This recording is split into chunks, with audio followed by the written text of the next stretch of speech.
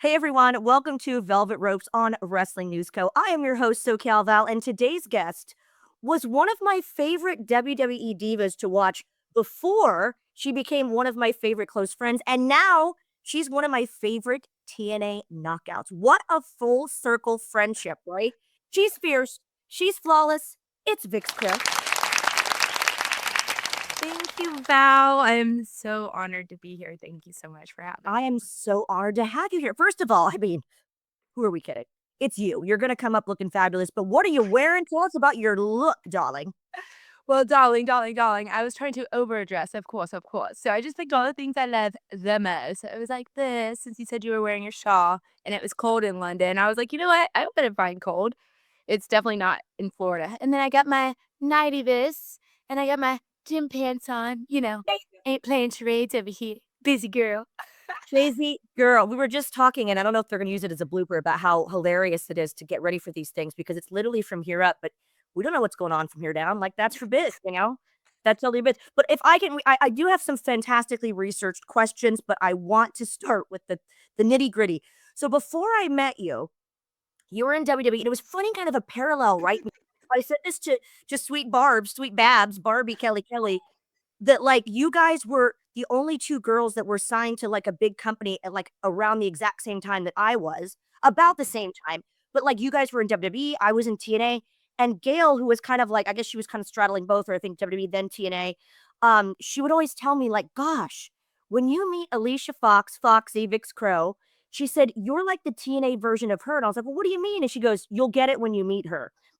And to Gail's credit, we love Gail, she meant that, like, we're the energy of, like, a Jack Russell, just bubbly, just fun. It was a compliment, I think, because when I did meet you, I was like, "Oh." Say no more. I was thinking that as you were saying, like, oh my God, Gail would always say, you gotta meet Val, you gotta meet Val. And then everyone would start saying, you and Val would click so well. And then we kept crossing or like passing wrestling, right? And Yeah, then finally met, and it was magic. And I'm like, magical. It really was. It was magical indeed, and then if we fast forward to around, I wanna say 2013 or 2014, because I had just left TNA, and I was backstage at WWE doing extra work as you do, which was very interesting experience, but thank God I knew you and you were like, "Yay!" And then we I remember I met, like, Renee Young, and she's so lovely. I met Lana, she was really sweet, we're talking to her. But, we were okay, how do I say this distinctly? Foxy and I were backstage at WWE, and we were serving what I would call thing 1 and thing 2 energy. Just it was so bubbly, like, laughing, like, I mean, we weren't obnoxious, but we were having a really fun time. People kept saying, like, "Do you guys know like, are you, like" but and we knew each other, but it wasn't like we were, joined at the hip, but people were cracking up at the fact that we were just, like we had so much fun. You made it such a fun experience because it can be a very walking on eggshell thing back there, you know what I mean? Especially for me, I'm not an employee, but we were just giggling, and again, thing 1 and thing 2 has nothing on us, girl. I know. It's so funny because I'm thinking more about that. You're saying like Tampa, and we were sitting there watching the show together. And I think it were kind of, one of those things where I kept thinking, oh man, if Valerie's here, this would be so much better, but yeah, I agree. That was so funny. I think at that time I was having so much fun. I felt like I was in a family, so I was you know, Yeah. It was so fun. I mean, yeah. you put everyone at ease, and you tend to do that anyway, but it is funny that, again, that our paths have not crossed like ships passing in the night. We've never been I feel that way about LA Knight as well, Sean Ricker. But it's so funny that sometimes your paths just don't cross, but you can still be buddies while in different companies. But I have to wonder about today. I wanna know what made you say, "Okay, I'm ready to come back," because, like, what was that moment? What did it feel like? And how does it feel just being you these days as a Vix Crow, Victoria Crawford in TNA? Let me know. Okay.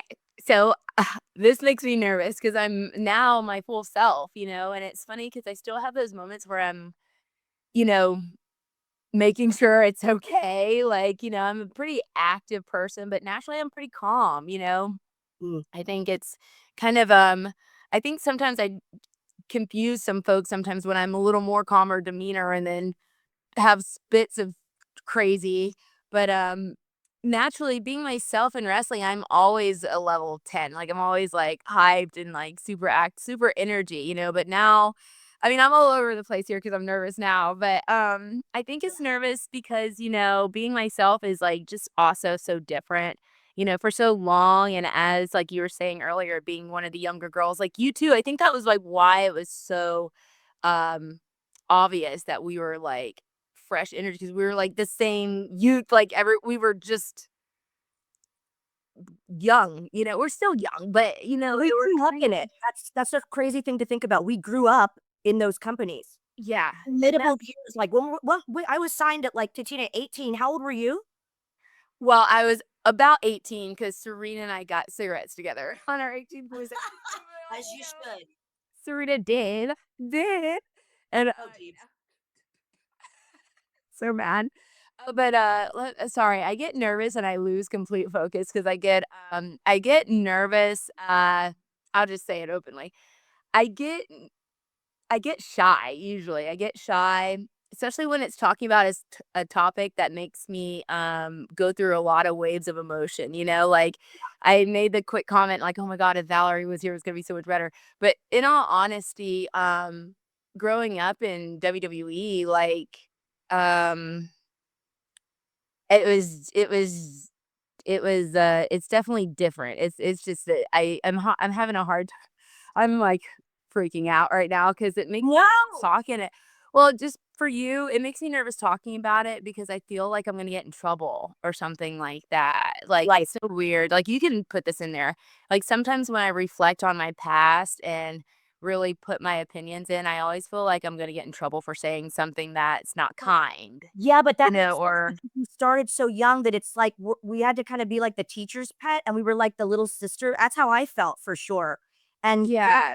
yeah, and the thing for you, if I can just I'm not a I'm just speculating, but now you not being under the Alicia Fox mask, if you will. You're now Mhm. Victoria Crawford, Vix Crow, so now you are in a very vulnerable space, which I'm so honored that you do this interview because I can tell you I've had many horror stories doing interviews that are just clickbait or they're just trying to get Mhm. salacious stories, and I remember telling you when asked you to do it, it's like, "This is a very safe space." By the way, kudos to Wrestling News Co. for not being like that, but I get the shyness and the reticence to do interviews nowadays because even I, on my small scale, I get a lot of, people that are trying to misconstrue the words and all that crap. Mhm. I So appreciate you saying that because, like, that it's kind of funny because actually, as I'm experiencing myself getting nervous and like getting mousy, I'm like, what is actually happening here? It's the fact that I actually think I'm going to get in trouble for saying my actual experience. yeah, So I'm gonna take that out of my brain and be like, you know what? That's a great lesson. Thank you. And now I'm just gonna be myself, like how we are on Vox, just there where we it is. go. Okay. So I'll be honest with you. The one thing I feel I haven't yet come to terms with is, maybe coming into our great opportunity without any real world experience. Like I think that's kind of uh my only thing I want to state, just in the sense of that vulnerability. Is like, you know what? It's because when I was there and growing up in there and being a good little sister, I knew once I left WWE, I didn't have a degree. I was so scared I would not be able to support myself, because I didn't know if I were a good wrestler. I didn't know, and I knew I couldn't talk on the mic because I get shy, which is a big thing there, and everywhere. You got to talk, I guess. Yeah. But, I was so fearful by my own narratives, and, that part of my youth, or, profession as Alicia Fox, she taught me a lot. She taught me a lot. She taught me a lot. Well said, yeah. Taught me a lot. But and then it brings us here today, and I'm like, oh my god, I'm looking at my friend. I'm so proud of you. I'm Like, so look at her. as you're talking, like, I wanna cry, I'm like, "She's so beautiful, you're so candid," but the thing is, I I started this whole show without, like, joking about thing 1 and thing 2 energy and, like, Jack Russell energy, but, like, when you're like that, people then think they immediately think you can just talk to whoever and that you don't have any shy side or that you don't need time to just decompress. So in a way, it's kind of like a hindrance because they just think you're, like, not a real human.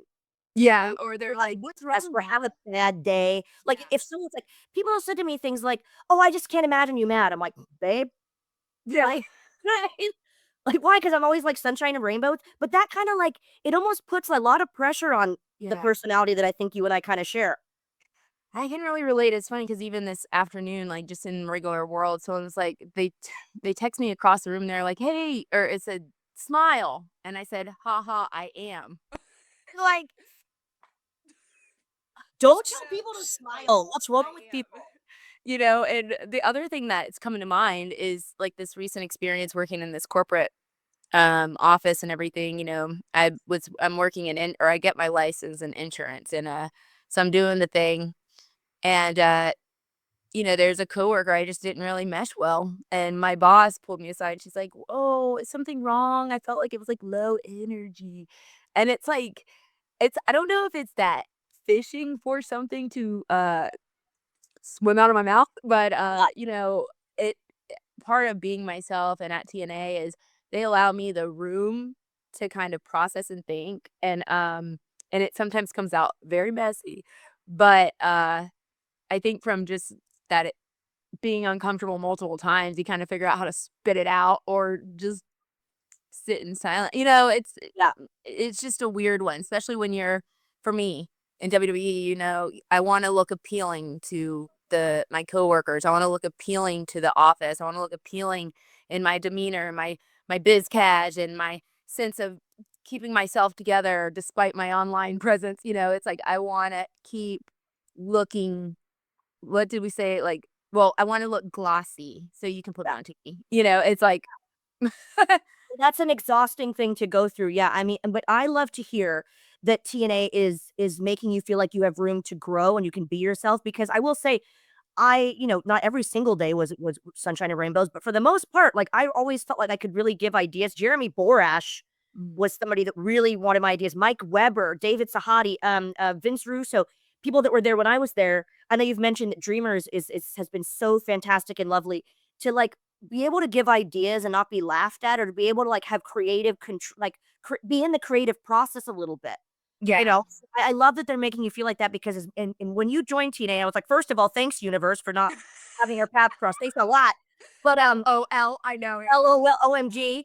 But I did say that, and then I also said, "How's everyone treating you? How are you liking the experience?" And you've given really positive feedback about feeling comfortable, and like you mentioned Dreamer specifically, that he's kind of really been your dude, and I love to hear that. Yay, Dreamer. Yeah, a dreamer. And you know what? He's everyone's dude. He's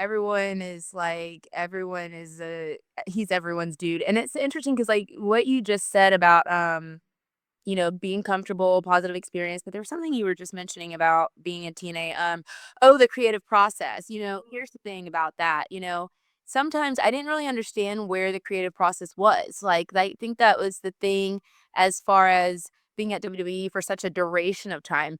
I had the opportunity of watching it evolve too, and it was funny because it became more of a relationship between me, like Victoria, and this company that's growing that I'm a part of. I felt like we were the same age. Like if I could use my imagination here, like the company evolved and it's maturing and now I have to, now there were before Total Divas, it was like remember when Kelly, Eve and I were kind of or tripled together, and that was their first attempt to try and put like our image and likeness into a term, diva, and it was funny because Eve being in LA, she, it's a different culture, it's a different lifestyle, you know what I'm saying, than us Floridians. And so it was really interesting in that time then too, where I could see all of us locker room girls evolve and mature to try and to keep the standard, to keep, you know, and this is after BB dresses, by the way. So there is that phase too. The Yeah. BB era. It's like I went from like my limit. The girls are watching this. I went from like they'll know what I'm talking about. I'm speaking like full millennial now. You went from like the limited two era, then you graduated to like Charlotte Roos and BB's like, oh, I've made it. I made it in cliches and the that. Oh my god. Cachet. Oh my, Cachet. that was like my adult housewives goals. Yes. Oh my god, am I that age now? I don't wanna go there. Let's not go there. But you know what? We've lived through so many great eras, like, even with watching you in TNA, we're like I mean, I thought I was a redhead, by the way, until I was in 3rd grade, so, you know. But most of my friends are redheads, I'll just settle with that, but I did not know I had, a different, that, but I literally and I was thinking about it the other day, it was like, from all those Pepper Ann cartoons, I just loved that, I was like, "Oh my god," or Maria Kanellis, like, I just there's something the freckles, like, "Oh, I want freckles," but, Yeah. as I was watching you and your career at TNA, and you just have such a stunning Oh, just everything, and you talk and you know your product.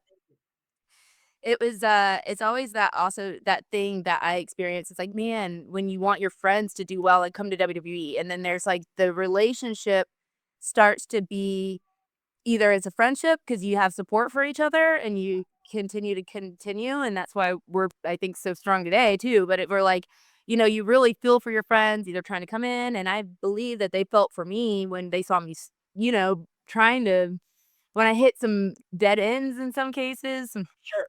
snags, but, and I think that's what makes the wrestling experience at WWE more rich, but it definitely isn't entertaining enough for people to click about it, they don't seem to, you know, I feel as though I've got a strong story to tell, and I feel as though I'm gonna have to self-publish it myself, like, I feel well, because when you're in pain, like, I had some pain toward the end of my WWE career, and I didn't know how else to react to it than to get on my social media, cry out loud, act out, shop, drink. I were like, uh, Sonic the Hedgehog, like, just going at the speed of light, but, in reflection, like, that veneer and that very nice glossy thing that I was trying to keep together and I look attractive to them, it shattered. It just naturally it imploded because it went in myself, like, it was no one saw what I was witnessing, but I realized I lived deeper. So that experience taught me a lot because I don't know where Alicia Fox came from, honestly, but she just busted out, and now I don't know how to contain her. Right, but it's interesting you said Alicia Fox taught you a lot, and it's if you're going back to, again, the beginning of this interview, and we're talking about having these personalities that like, your boss said something about, "Oh, you were a little down today." It's like, "Oh, I'm sorry, do you want me to always be at an 11 and I was at a friggin' 9.5 today?" And, like, that's a lot of pressure, and growing up the business so young, it all makes a lot of sense. Something I wanna touch on too is, that really gets into people's, psyche, and listen, a lot of things can affect your psyche and your self-worth and all these things, being tired, being on the road, constantly having to be in this perfect shape, as you said, be this glossy polished diva, literally. But one thing that really, you know mentally cripples certain people is an injury, and we got to talk about your injuries. I mean, your tailbone, I believe it was at Royal Rumble, that you've told me before, this is something that really struck you.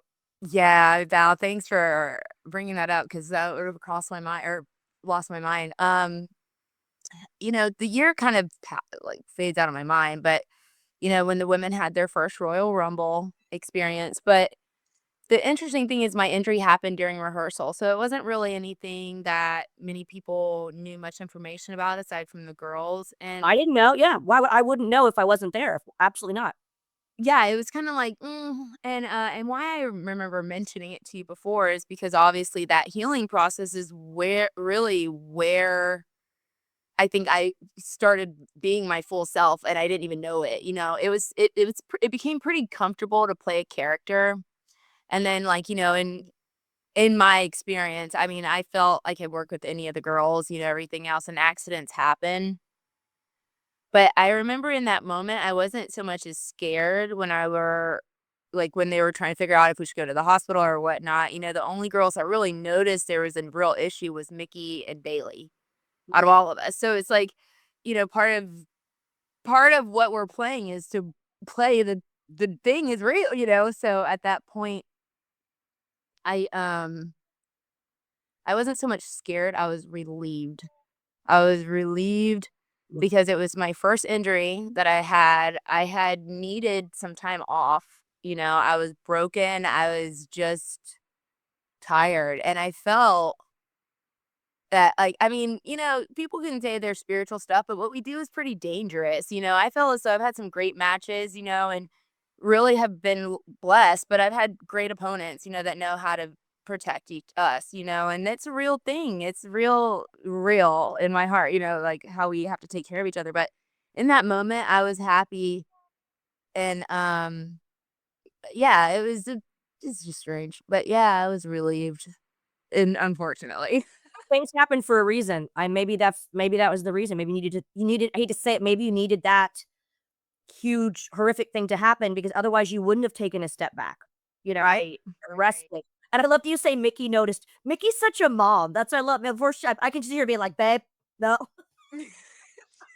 I can Yeah. hear her.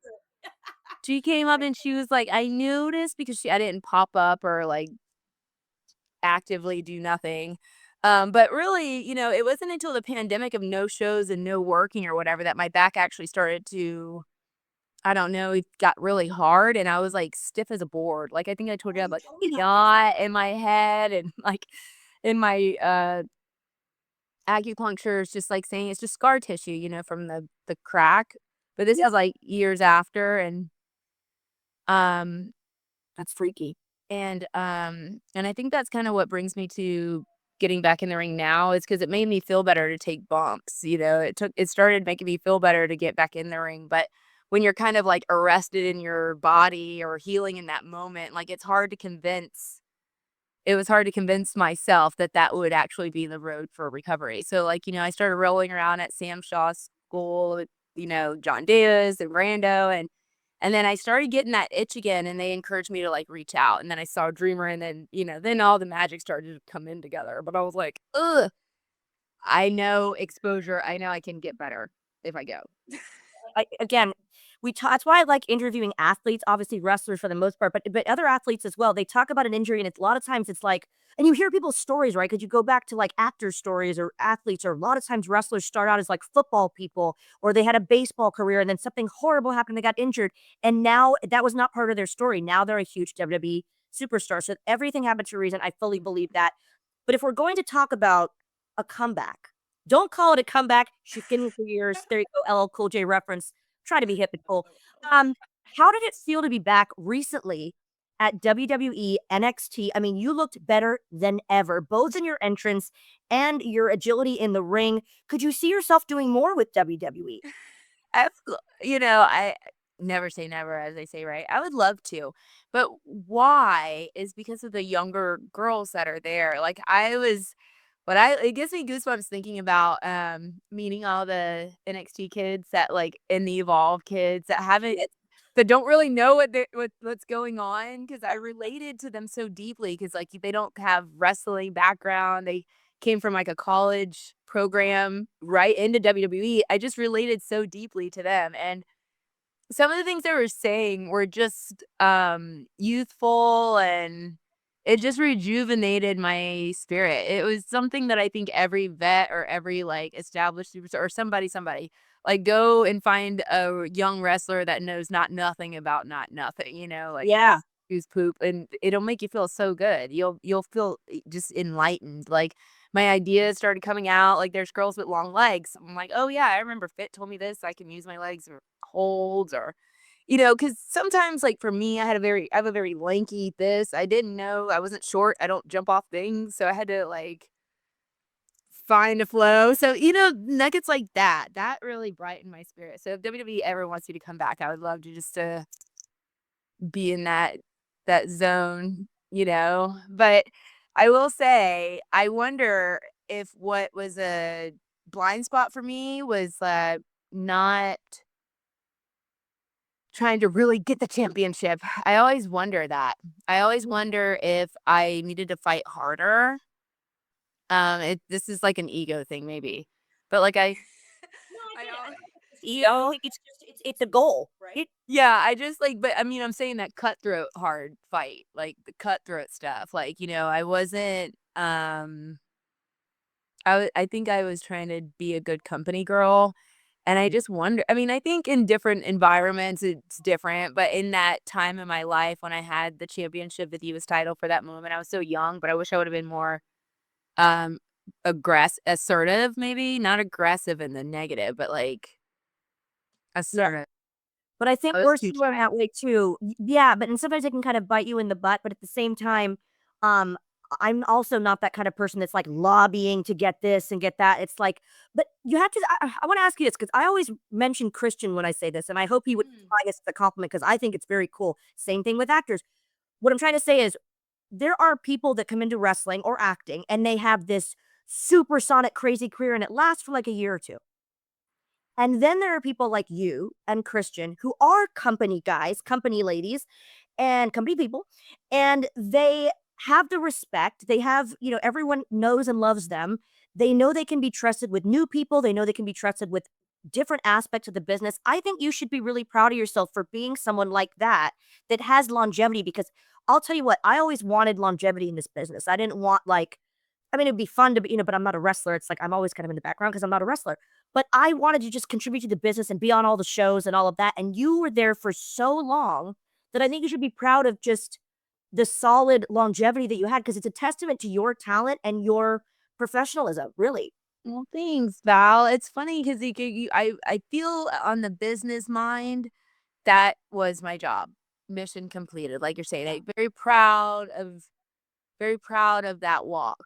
The strange thing is like when I'm now out of WWE and just whatever going on, and you and I are talking about just normal. It's so much life has happened. Yeah, What's super strange is like, I'm like losing my thought here because there's just so much I can say about it. Like, it's a lot. it's a like how, like why is it that I can't admit that it's a lot? Like why is it that I can't be like, that was a F load. That really that was a positive, but it's a positive because I can continue to add to a story. Like it's funny because as I've been writing this outline for the my bio or something, or I don't know what I've called it yet.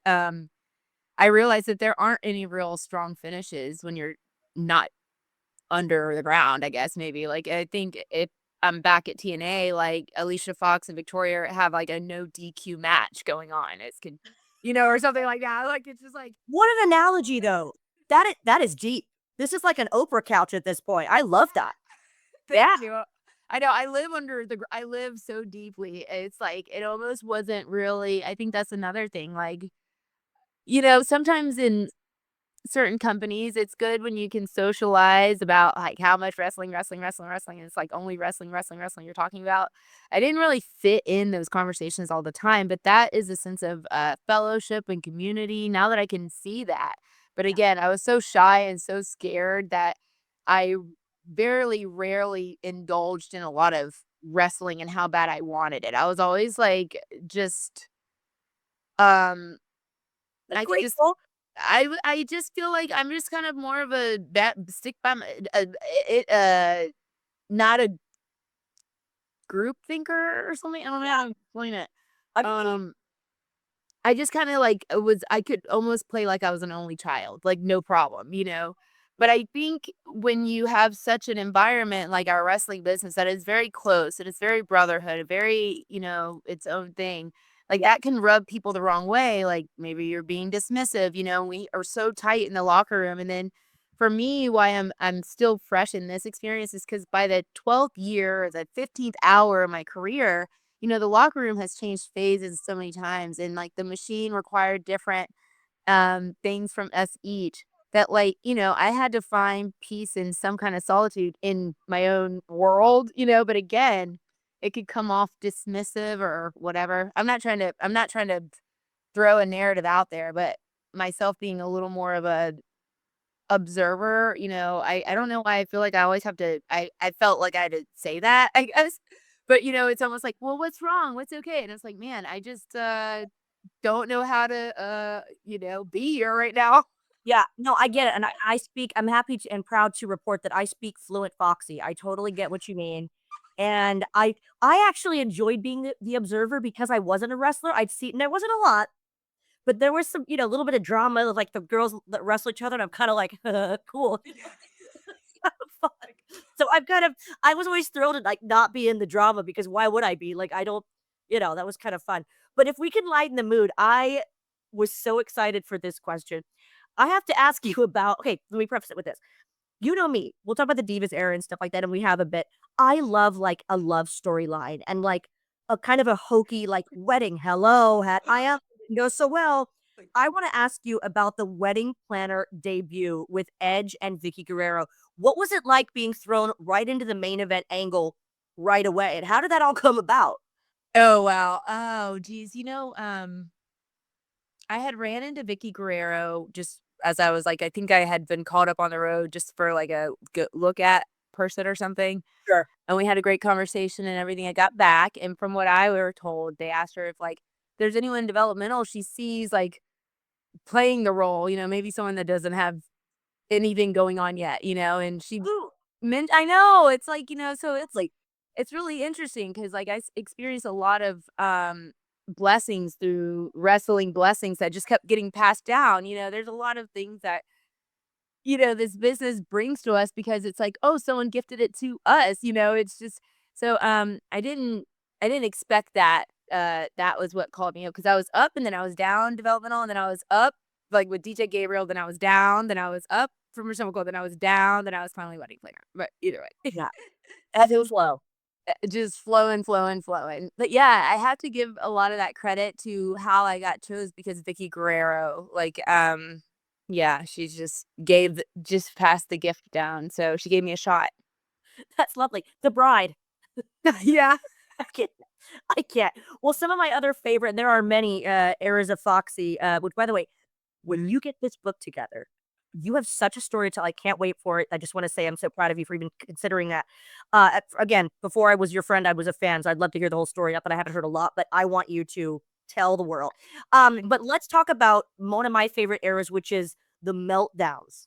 We'll call them Oh that. my Where did that character come from? Was that cathartic to release stuff like that? And was there one specific meltdown that was your absolute favorite to melt down?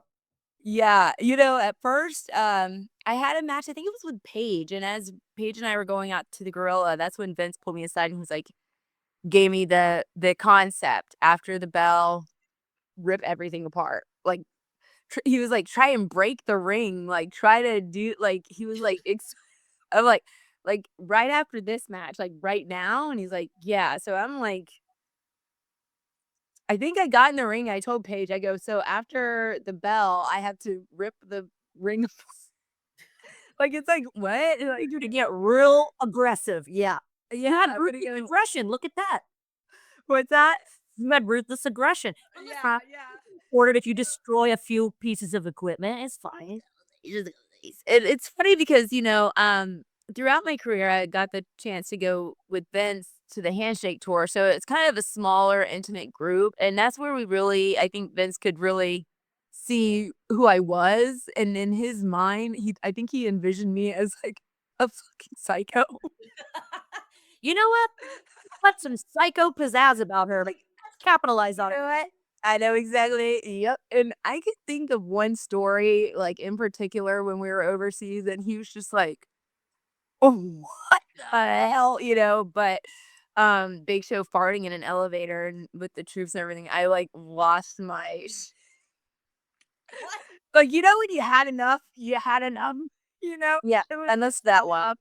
But he would always just kinda tease, like, show an eyes friendship or kind of, whatever. But I think after kinda getting comfortable or knowing me, he was just like, "I want you to go rip that thing apart." And I'm like, "Heck yeah," so Yes, sir. whatever. Yeah, thank you, sir. So, it kind of evolved, but I can remember the most epic crash out was when I gave, what's his name? Berkeley a wedgie because by then I felt like I was a little warmed up with throwing stuff in there. I was like, oh, yeah, I got yeah, okay, yeah, you got to do, so, that was probably my favorite, the wedgie. Wedgie. Did not expect that answer at all. I had lost control of this interview. No, but it's funny that like that you were able to. It's almost like I feel like that would be very cathartic to do. Like you were like you said polished diva, and now you're like I've been told to rip crap up, and I'm gonna run with it. But speaking of ripping stuff up, I mean, with all of the glitz and glamour and the fashionista side of you that I know and love, you are a fierce competitor, and everyone knows that you have one of the best Northern Light suplexes ever. Seriously, it is perfect. How did that become your big signature move? It was one of those things that they always tell you, can you hit it on anybody at anywhere? So technically and functionally, that was like where I felt my comfort. There's probably like drop kicks are probably the second that I are like fine. Yeah. And and yeah, I don't even it's like the only thing I can do. I'm just kidding. It's the But not. but I like it a I won't lot. accept that humble brag. No, no, no, no. Thanks. I like it a lot. But yeah, I like it because you can do it to anyone at any time. It looks pretty and and you can get a pin off of it at the same time. So it's like functional. It's like a good functional go-to. Beautiful. It's beautiful. Speaking of beautiful, one of my favorites in wrestling is a man named Jinder Mahal, Raj. Raj, who I don't know if he's gonna appreciate this or not. Raj, who coined the term Civ. Like when for example, I would say to him, "I've married a Civ," and I go, first when he said it one time, I go, "What?" And he goes, like Civ, he's so laid back. He's like, I'm even telling this on this show. He's like, yeah, Civ Val, like a civilian, like not one of us. And I was like, oh my God, I'm not sure you should be saying and witty he is. I want to talk about the mixed match challenge with Jinder when he was Jinder. He looks so fun for you guys, and you guys are so funny. Is there a funny backstage story from that time that people don't, they're not aware of, maybe? Oh my god, I'm trying to think. I mean, there's so many I can think of so many, but God, Gender is just like the best big brother. He's one of my favorite biggest brothers. And we had so many memories before they tagged us up. So, all the time, having the Singh brothers and everything, it was just that was the best part of my career. We were really good at making just I don't know, just everything. I can think of many times where, it took me a while to turn 25, and so renting a car with how I always had that over fee, and everything. So I was always trying to hop in or car with somebody. I think Gender kind of bit or like Gender and Daniel Bryan were always really kind to like rent and not charge me the overweight fee and everything else. But with Gender, he taught me a lot of how it is to be a superstar. Like the boys have a totally different like routine. Like they are waking up, they are talking about the wrestling and they're doing the things. But to be a good little sister Tom girl along for the road, I like really learned a lot about how to do it in my own Yeah. independent way. But Jinder was the start of that because he was almost like that big brother, like you could do anything. Because when you aren't an American wrestler, like he had to go through the green card or just getting his, he's just Canadian, but still and so if I felt pressure that I could get fired, I can't imagine if my work visa, that's what I'm trying to say, my work visa, everything was also, contribute to be a loss. Like it's just I don't know. So Jinder always had strong will. He had great parents, so he always had good wholesome advice. So I don't know. I love Jinder. I could talk about it. I love him too. If I can pivot just to a rental car question, because you just said when I turned 25, I was like, I dealt with the same thing. Who are your go-to road buddies? Because if I can just preface this, I think you might agree with me, and I'm not going to name names. Maybe, yeah, no kidding. But like, I traveled with the guys as well, and when it was my rental car, they were like, "Oh, cool, Val's got the car," and they were so drama-free. I'll name names right now: Robbie E, Rob Terry, Ken Anderson. They were so other ones, would come in. James Storm was like my road husband. He was hysterical. We got to get him on too. But like you said, their routine was so simple. It was like I would drop them off at the gym, like, all right, kids, go have fun. I go to the local mall. I'm like, is there a Dillard's here with major discounts? Of course there is. Like, I come pick them up. They want it. And then I rode with the girls a couple times. They made me once or twice. And I'm not naming names, but I was like, God, they're dramatic. They're late. It's different. It's one's mad at this one because she was mad at her boyfriend, and this one's like having I'm like, oh my God, it was, and I'm funny, like you, I'm a girly girl. But that made me feel like I need to be with the boys because they are very, do you agree? These are dudes. I can completely agree. And it's just about surviving on the road. Like sometimes when you're not like in your home, you're not in your own routine, like the one that you packed up to sustain yourself has to be your flow. And sometimes, the riding partners are big decisions, but for the guy side, like there was a time I traveled with Jake Swagger and Well, Roman. They were long-term road buddies for me because of like the lack of drama. It was like they got in the car and they didn't mind driving. And then there Daniel Bryan was a big, great person. We'd always talk about books. And then but then Brie was on Raw, so then I think we all got switched back shows, so then that writing partner left, you know what I'm saying? Yeah, so all the shows, yeah. drafts and everything would change. That's why the changes would happen, but, and I had a lot of great girls like Mickey, Gail, Yeah, Rose. they're not drama, by the way. They're not those types of girls. Like, that's probably why I'm so close with both. It's like they're not getting involved in like minutia crap.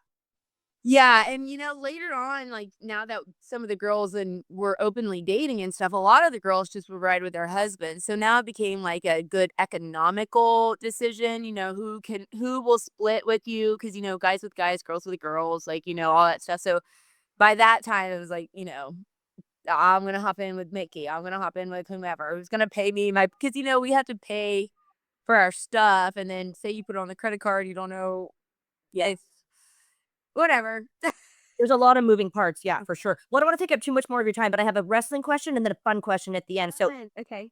I know this is a question that I know a lot of the fans want me to ask. Let's talk about you winning the Divas Championship. What is your clearest memory from that night after you won that prestigious title?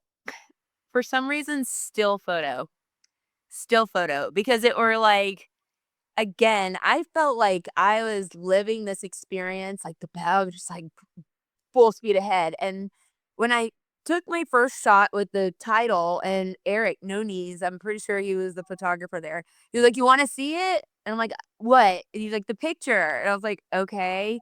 And it hit me there objectively, like, "Whoa, that's a girl with the chip. Like, that's me with the chip." You know what I'm saying? It was like, it became, it just like, I finally had an idea of who you know what I'm saying? Like, it was just kind of like, "Oh, okay," so I think my definitely still photo and coming into terms of like, wow, this is great. I can't believe the company, wow, this is a real compliment. I really was like, wow, they really have some kind of belief in me, but all this is just, what it took for me to grow up, but still. Yeah. I really appreciate I have one more question, but I just wanna say quickly because I'm always the crier on this show and every show I ever do. But I wanna say how proud I am of you and how it's so fun that we can kinda share in this parallel universe, same ages, kind of growing up in the companies, the 2 different companies, but it's just so much fun to hear your perspective because I can really relate to that, and you've been so candid. I wanted this to be a safe, fun space for you, so I hope you enjoyed it. But just a last question for me before I get all emotional and mushy because 'cause I'm like a little toasted marshmallow. First of all, this is your chance to promote anything you want because your socials are amazing. Of course, we're going to be following you, seeing all of your updates, but promote anything you want right now. Tell us where we can find you and what you're looking forward to next, professionally and personally. Okay, I appreciate it, Val. Thank you. So, everyone, I'm back in wrestling. Let's see what happens when I go for it again. But as my full self, like kind of just like full transparency. Definitely keep an eye out for the book. Like this has to happen. It's just been something that and yeah, watch TNA every Thursday. 8 p.m. Absolutely. Which is fantastic. I was so lucky to watch you on Bound for Glory. And of course, I boxed and went, oh my God, your outfit, because I couldn't help myself. But we are wishing you continued success. You're doing amazing. I'm so thrilled that you're continuing the TNA journey and that you're loving it and being treated with the respect and celebrity respect that you deserve because you're amazing. And I'm so proud of you. Guys, make sure you're following Miss Foxy Vix Crow on social media because she has fantastic photo shoots she shares. All of the updates are on there. She's very active on social media, especially Instagram. And buddy, thank you so much for being here. I love you. I love you too. Thank Thank you, buddy. you. And thanks everyone for watching at home. Make sure you comment below, subscribe, give us a like, and tell us who you want to see next step beyond the velvet ropes here on Wrestling News Co. We'll see you next time.